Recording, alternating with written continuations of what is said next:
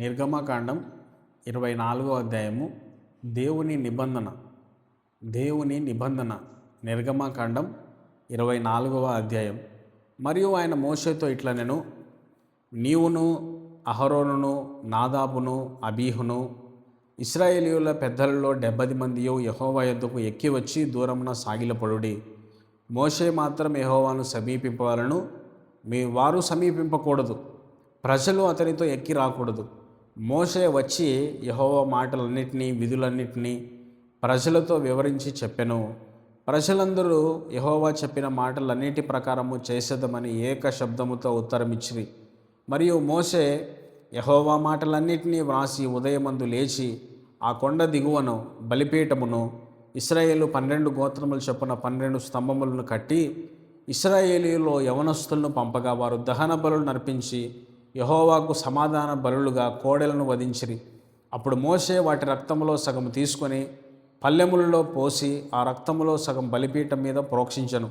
అతడు నిబంధన గ్రంథమును తీసుకొని ప్రజలకు వినిపింపగా వారు యెహోవా చెప్పినవన్నీ చేయుచు విధేయులమైయుందుమనిరి.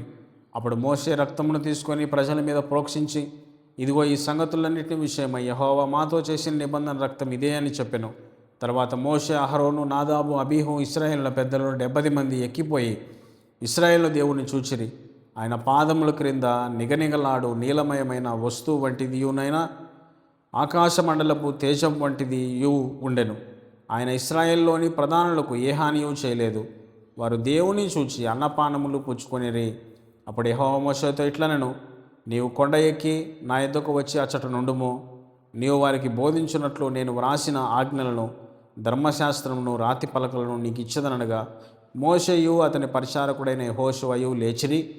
మోషే దేవుని కొండ మీదకి ఎక్కెను. అతడు పెద్దలను చూచి, మేము మీ యొద్దకు వచ్చే వరకు ఇక్కడనే ఉండుడి. ఇదిగో అహరోనును హూరును మీతో ఉన్నారు.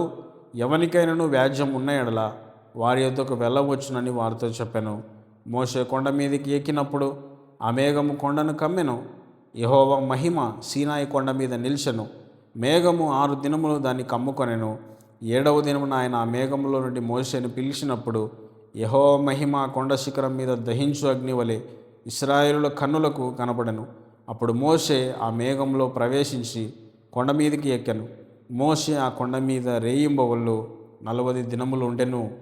నిర్గమకాండం 24వ అధ్యాయం. దేవుని నిబంధన. Thank you for watching. Thank you.